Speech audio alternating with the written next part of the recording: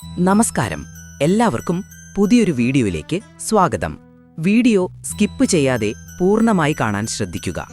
അതുപോലെ channel subscribe ചെയ്യാത്തവർ ഇപ്പോൾ തന്നെ സബ്സ്ക്രൈബ് ചെയ്ത് സപ്പോർട്ട് ചെയ്യുക.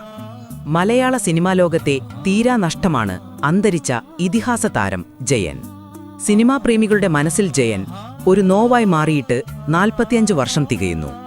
1980 നവംബർ 16 കോളിളക്കം എന്ന സിനിമയുടെ ചിത്രീകരണത്തിനിടെ ചെന്നൈ ഷോളാവാരത്ത് നടന്ന ഹെലികോപ്റ്റർ അപകടത്തിലാണ് മലയാളത്തിന്റെ പ്രിയപ്പെട്ട ആക്ഷൻ ഹീറോ ജയൻ അഥവാ കൃഷ്ണൻ നായർ ഈ ലോകത്തോട് വിട പറഞ്ഞത്. ജയൻ കൈക്കുഞ്ഞായിരിക്കെ തന്നെ അച്ഛൻ മാധവൻ പിള്ള വീട്ടിനടുത്തുള്ള തേവള്ളി രാജകൊട്ടാരത്തിൽ കൊണ്ടുവരുമായിരുന്നു. കൊട്ടാരത്തിന്റെ അകത്തും പുറത്തുമായി ജയൻ പിച്ചവെച്ച് വളർന്നു. ഒരു ദിവസം തിരുവിതാംകൂറിലെ ശ്രീചിത്തിര തിരുനാൾ ബാലരാമവർമ്മ മഹാരാജാവ് കൊട്ടാരത്തിൽ വിശ്രമിക്കാനെത്തിയപ്പോൾ മാധവൻ പിള്ളയുടെ കയ്യിൽ 1 വയസ്സ് തികഞ്ഞിട്ടില്ലാത്ത ജയനെ കാണാനിടവന്നു. കുട്ടിയുടെ അസാധാരണമായ സൗന്ദര്യവും വെളുത്തുരുണ്ട ശരീരവും വശ്യതയാർന്ന പുഞ്ചിരിയും മഹാരാജാവിനെ ആകർഷിച്ചു.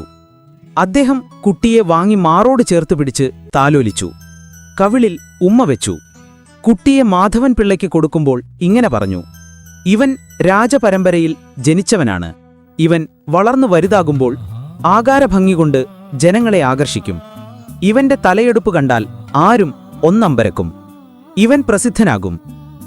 മഹാരാജാവിന്റെ വാക്കുകൾ പിൽക്കാലത്ത് സത്യമായി തീർന്നു. ആധുനിക കേരളത്തിന്റെ സാമൂഹ്യ നവോത്ഥാന ചരിത്രത്തിൽ അദ്വിതീയമായ സ്ഥാനമലങ്കരിക്കുന്ന മഹാനായ അയ്യങ്കാളിയുടെ അനുഗ്രഹത്തിനു പാത്രീഭൂതനാകാനും കുട്ടിക്കാലത്ത് ജയന് ഭാഗ്യം ലഭിച്ചു.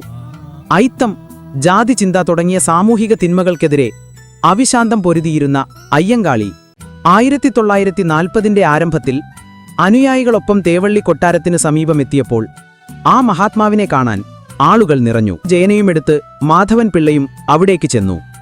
മാധവൻ പിള്ളയോട് ചോദിച്ചു: ഈ വിഗ്രഹം കിടന്ന ക്ഷേത്രം ഏതാണ്? കുട്ടിയുടെ അമ്മയെക്കുറിച്ചാണ് അയ്യങ്കാളി ചോദിച്ചതെന്ന് മനസ്സിലാക്കിയ മാധവൻ പിള്ള കാര്യങ്ങൾ വിശദീകരിച്ചു. എല്ലാം ശ്രദ്ധിച്ചുകേട്ട അയ്യങ്കാളി കുട്ടിയുടെ ശിരസിൽ കൈവച്ച് അനുഗ്രഹിച്ചിട്ട് പറഞ്ഞു: ഈ വിഗ്രഹം ആരാധകരുടെ ആധിക്യം കൊണ്ട് തീരും. ഇവന്റെ മുതുകിലുള്ള മറുക് ഐശ്വര്യത്തിന്റെ ലക്ഷണമാണ്. ഇവന്റെ വീരകഥകൾ നാടെങ്ങും പരക്കും. അയ്യങ്കാളിയുടെ വാക്കുകളും സത്യമായി തീർന്നു.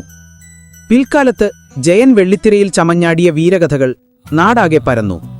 അനേകായിരങ്ങൾ ആരാധിക്കുന്ന ചലച്ചിത്ര താരമായി ജയൻ തിളങ്ങി നിന്നു. ഈ വീഡിയോ നിങ്ങൾക്ക് ഇഷ്ടമായി എന്ന് വിചാരിക്കുന്നു.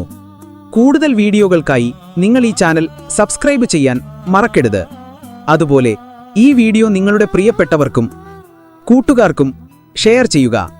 നന്ദി.